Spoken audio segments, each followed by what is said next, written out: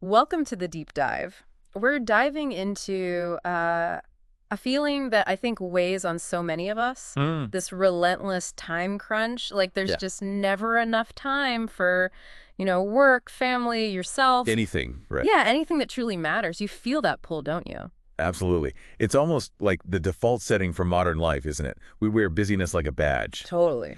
But the sources you've brought for this deep dive offer a really surprising, almost, well, radical challenge to that feeling. Oh, We're looking yeah. at excerpts from a book that argues, basically, we might have more time than we think. More time. That feels impossible when you're in the thick of it. I know, I know. But, okay, our mission today is to unpack this core idea, this possibility that maybe the time crunch isn't the whole truth, and pull out some practical strategies Yeah, from this source material. to feel more in control of your time, focusing on what's genuinely important to you. And this whole deep dive is custom tailored because you shared this material with us. Great, well, let's jump right in then. The foundation of this whole argument starts with a completely undeniable fact. Yeah. Something that just levels the playing field for everyone. Which is, The math.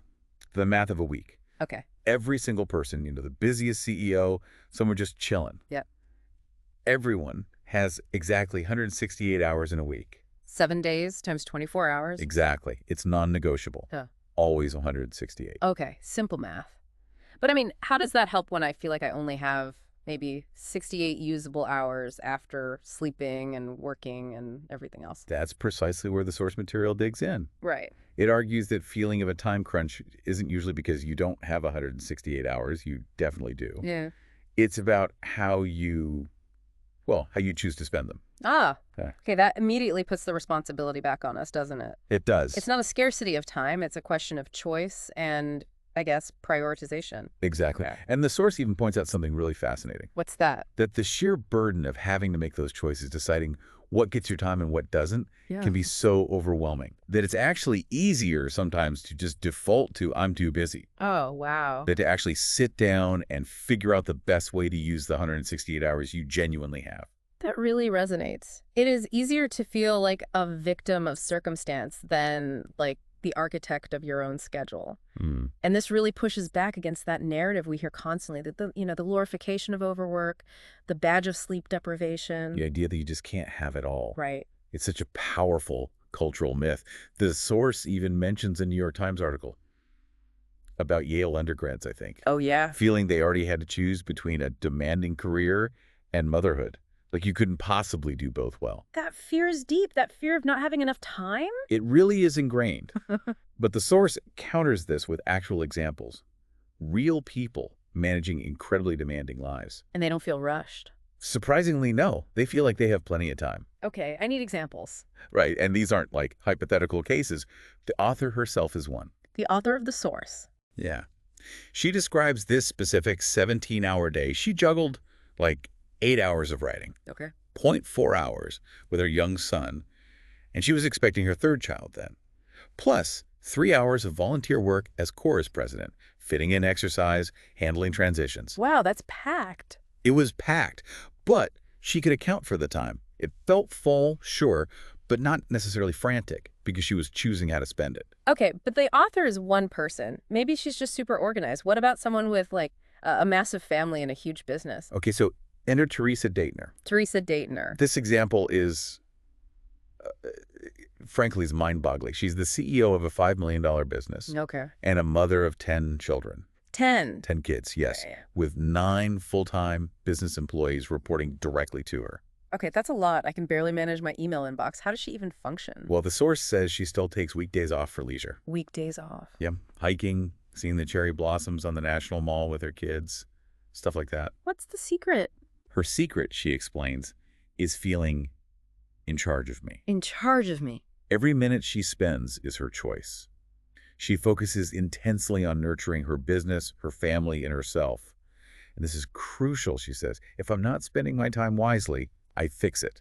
Ah. So it's that constant awareness and willingness to adjust. Exactly. It flips the script entirely, doesn't it? Uh-huh. From passively being busy to actively, curating your time. It really does. Wow. Absolutely. And there's another powerful example. Michael Shidlowski, Okay. the software engineer at Google. He actually logged his time meticulously. Like kept a time diary? For a whole week, yeah. Mm. Even with the demanding 40-hour work week, 11 hours of exercise he was training for an Ironman, Whoa. and 53 hours of sleep, he found he still had 28.5 hours left over. Wait, almost 30 hours left after working full-time, sleeping normally, and serious Ironman training. That's what the log showed. It's astonishing, isn't it? It really is. How did he feel? Still stressed? No, he said he felt pretty free. And his non-work time wasn't just like leftover scraps. It was filled with purposeful things he chose. Like what? Teaching, coaching, helping his younger sister with calculus. Yeah. Apparently, he helped her so much she went from hating math to wanting to major in it. That's amazing. He consciously built a life where he felt he really can have it all. Not by magic, but by deliberately filling his 168 hours with things that, for him, deserved to be there, based on his values, his goals. That leads beautifully into the next big idea from the source, which feels like, yeah, a potential game changer. Which is? Focusing on your core competencies. Oh, yes. This is a concept borrowed straight from the business world, right? Yeah, companies focusing on what they do best, uniquely well. And a source argues individuals should apply this exact same principle to their own lives. So figure out the things you are genuinely good at, the things that are important or meaningful to you, and then really leverage those skills across different parts of your life. Precisely. And just as importantly, it's about minimizing, outsourcing, or just straight up ignoring everything else. Everything that isn't a core competency or doesn't align with your big priorities. Exactly. Let go of the rest. Okay, give me some tangible examples. How does this look in action? Sure. Think about Roald Hoffman, Nobel Prize-winning chemist, Okay. but he's also a recognized poet. Wow, chemistry and poetry. Yeah. He told the author his core competency is being a keen observer, seeing connections others miss. Okay. He says this wasn't just key to his scientific breakthroughs, it's a skill that helped him survive hiding as a child during the war. Whoa. And it also fuels his ability to write poetry. He leverages that single core skill observation across these wildly different parts of his life. That's incredible. The same fundamental skill for survival, science, and art. It is. Then there's Jill Starashevsky, Okay. assistant district attorney, Yeah. and a mom. So busy life. Definitely. She saw her commute time often just dead space, right? Not as wasted, but as an opportunity to write poetry. It was a creative outlet for her.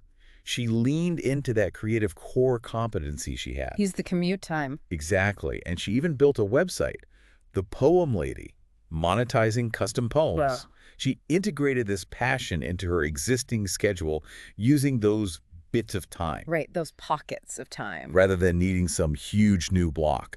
And she did it without sacrificing her demanding job or family time. Using those pockets effectively, that's key. It really is. Another compelling one is Craig Dersler, paleontology professor. Dinosaurs. Well, he was actually hired as an echinoderm expert. Starfish, sea urchins, that sort of thing. Ah. But his real passion, dinosaur fossils. Right. So he consciously shifted his research focus towards dinosaurs, even though it was probably harder initially, Why? because that was where his interest was almost insatiable, as the source puts it. Find what grips you. Exactly. The source emphasizes you have to keep trying things to find what truly grips you, because that often points to a core competency or maybe an area you can develop into one. So it's not just about what you're currently good at, maybe, but what you're passionate enough about to become great at. And this feeds into another really provocative idea from the source material, Which is, redefining what actually counts as work. ooh, okay. Tell me more. This can be uncomfortable, but also really liberating. The source argues that any activity, even if it's on your calendar, even if it happens during quote-unquote work hours, even if your boss assigned it, Yeah. if it is not actively advancing you to the professional life you want, it shouldn't count as work. Wow. From the perspective of building the career you desire, it's essentially wasted time. Whoa. Okay, so those endless, pointless meetings. Might not count.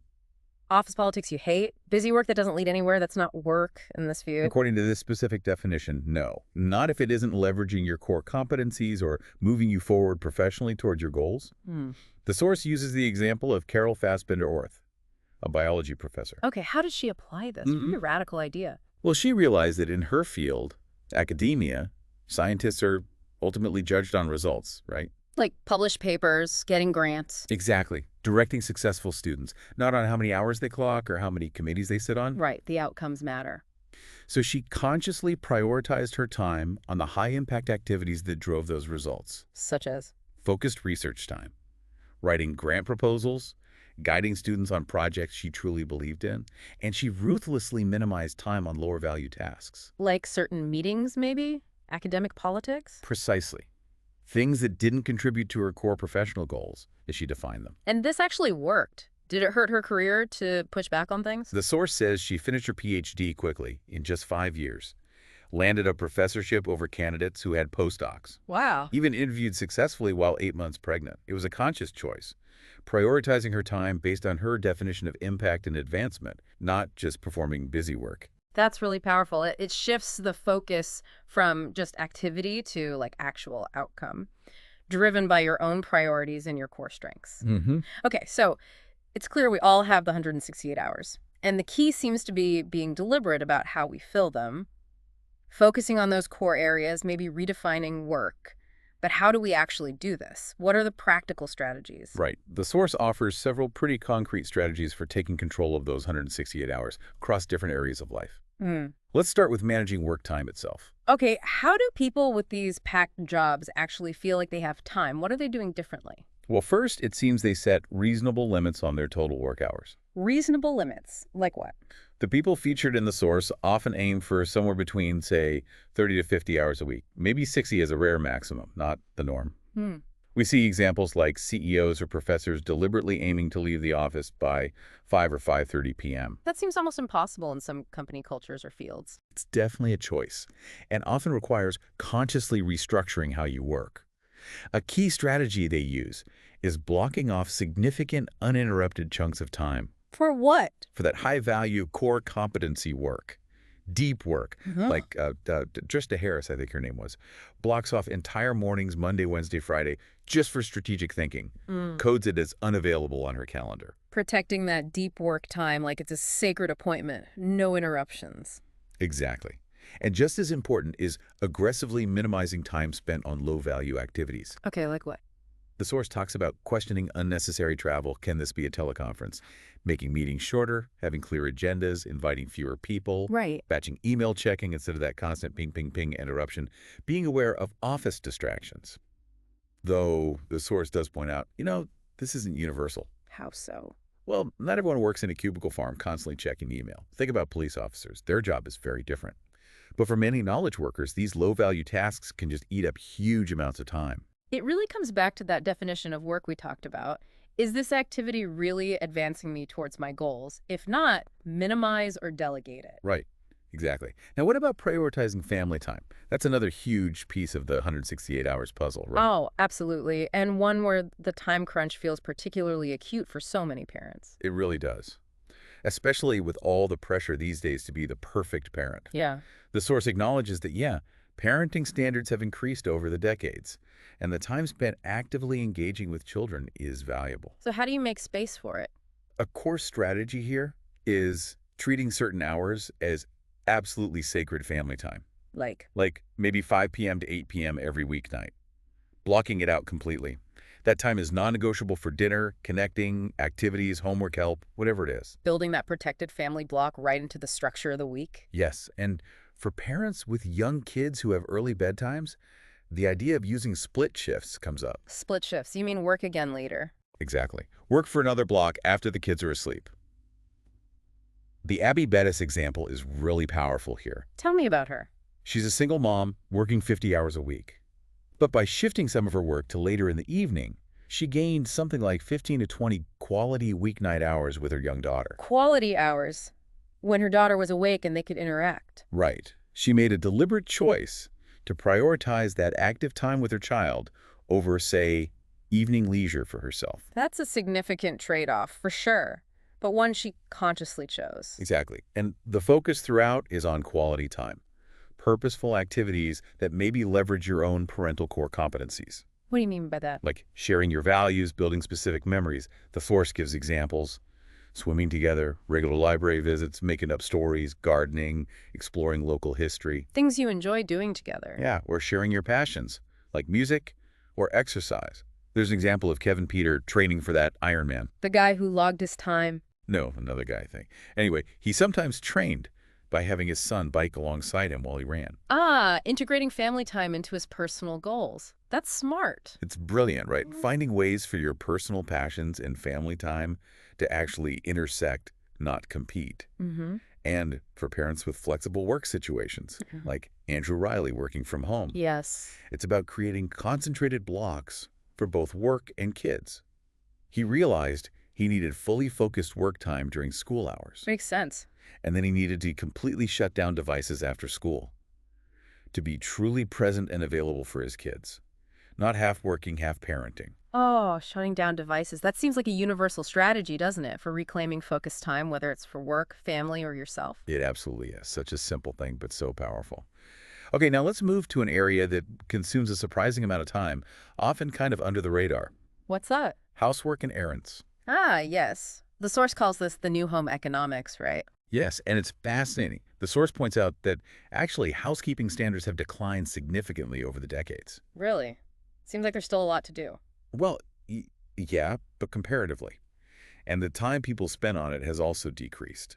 They contrast these detailed 1950s housekeeping guides, Mm. listing tasks like vacuuming ceilings or, I don't know, cutting raisins Oh, so individually vacuuming ceilings. Wow. with modern practices, highlighting that we're probably already doing less than our grandparents were expected to. Okay, so maybe standards are lower overall, but domestic tasks still feel overwhelming sometimes. They totally do.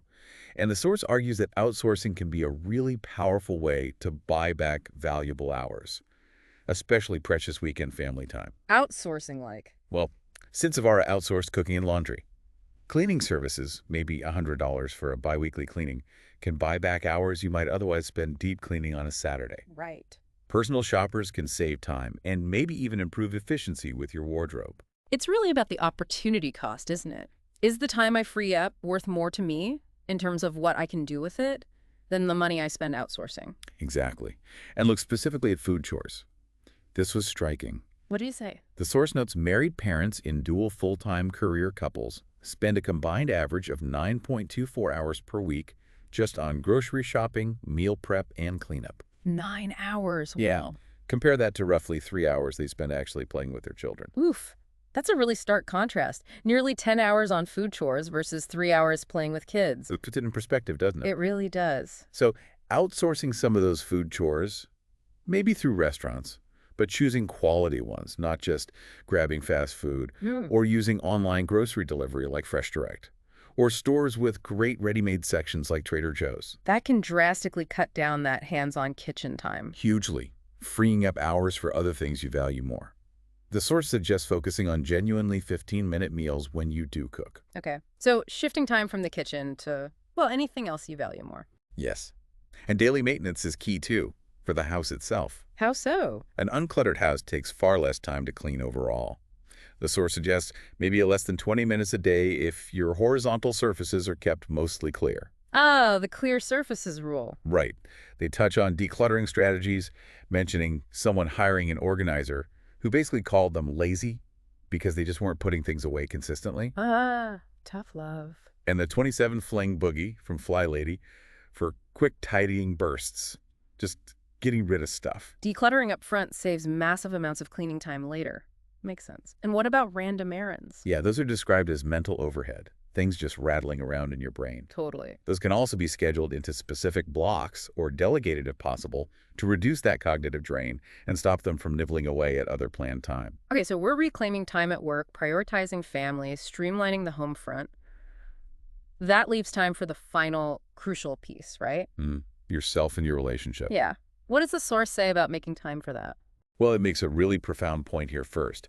Finding the right job, one you actually love, where you can use your core competencies. That gives you energy. Exactly. It gives you energy for the rest of your life. They mentioned Sylvia Earle, the legendary ocean explorer, Oh, yeah, Mission Blue. right? She worked intensely for over 40 years, but she loved it. And she found that passion energized her, actually allowing her to have time and energy for her family, not taking away from it. That makes so much sense. If your job drains you completely, you have less energy left for everything else you care about. Precisely. And the flip side.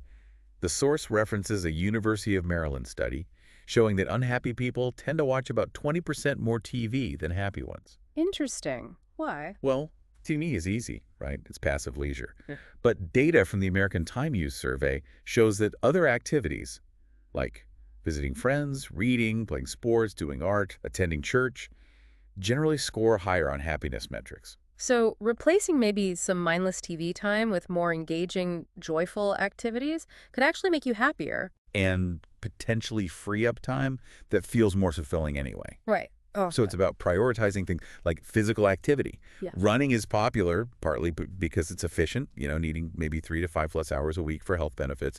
But choose something you actually enjoy. Right. Making time for creative outlets or hobbies.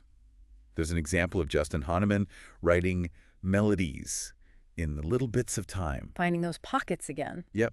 And actively scheduling leisure time, like having a family discussion on Sunday night to plan some fun things for the upcoming weekend. Don't let weekends just disappear into So chores. schedule the fun. We schedule work meetings. Why not schedule fun? Exactly. And nurturing relationships is highlighted as like a core competency itself, one that has a huge multiplier effect on happiness. How do you schedule that? Well, the source uses the slightly amusing but effective example, Empress Maria Theresa. The ruler. Yeah, balancing ruling an empire with a strong marriage, partly through a scheduled daily spouse conference. A spouse conference. Okay. The point is making dedicated time, even using those bits of time during commutes, while showering, maybe driving for connection, for thinking about people. Using those small pockets effectively for connection. The source calls this special multitasking, doesn't it? Yes, exactly. While typical multitasking, trying to do two demanding things at once, is usually really inefficient toggling. Yeah, like email and a conference call. Bad idea. Right.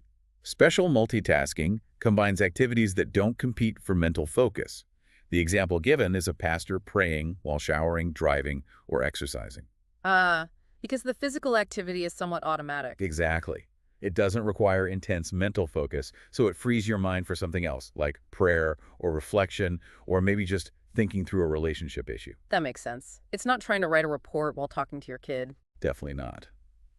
Okay, so we've covered the whole 168 hours idea, challenged the time crunch myth, looked at core competencies, and explored strategies for work, family, home, self, and relationships. How do we actually start putting this into practice? Like day one, right? The practical steps. The source suggests the essential first step is simply awareness. Awareness. Keep a detailed time log for 168 consecutive hours, one full week. See where your time is actually going, not just where you feel it's going. It's kind of like a financial audit, but for your time budget, you might be really surprised where the hours are actually leaking away. Exactly that. Once you have that real data, then you can identify your core competencies and your true priorities across all the different areas of your life. Okay, got the log. Identify priorities. Then what? Then you consciously restructure your time. Start with the big rocks, the non-negotiables, and those core competency activities. Block out your sleep first, then your high-value core work time, your protected family time, your essential self-care like exercise. Build the critical foundation first. Put those things on the calendar before anything else. Yes. Then look really hard at minimizing or outsourcing the non-core activities.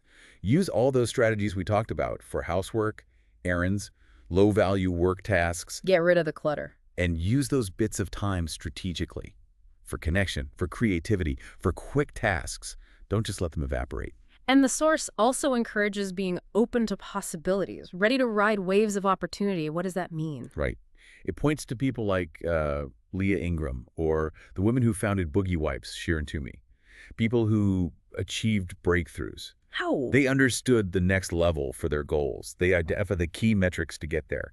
They applied consistent effort, maybe to the point of diminishing returns on other stuff. Built self-beliefs. And crucially, they were ready to seize unconventional opportunities when they arose, using their time effectively to chase them down because they'd already cleared space for what mattered. Okay. So it really sounds like having it all, whatever that means for you, isn't about some effortless balance or like a magical state you finally achieve. Not at all. It's about active, conscious work. That's precisely the conclusion the source material points to. The hard work of having it all isn't finding more hours because they simply don't exist. Right. It's the ongoing work of making conscious, deliberate choices about how you fill the 168 hours you do have every week. Filling them with activities that are purposeful for you. Meaningful, aligned with what you do best and what really matters most. Exactly. Nurturing your career, your family, yourself, whatever your priorities are. And by being deliberate, by making those choices again and again, you can indeed build a life that feels abundant and fulfilling, even if it doesn't look like someone else's version. It's your definition of abundance built within your 168 hours. That's the goal. Wow. This deep dive into the sources you provided has been incredibly insightful. It really makes you pause and rethink that automatic, I'm too busy response we all have. Thank you so much for sharing them with us. It's a powerful perspective shift, isn't it? Once you start seeing the week as 168 hours. Absolutely. And it leaves us and you listening with a really potent question to sit with, I think. Hmm. If you could genuinely treat your 168 hours this coming week as a blank canvas, designing your ideal week around your core strengths and what truly deeply matters to you, what would that week actually look like? That's a big question. It is, and maybe even more actionable. What's just one small, conscious choice you can make today, right now even, to nudge your schedule just a little bit closer to that vision, something to think about?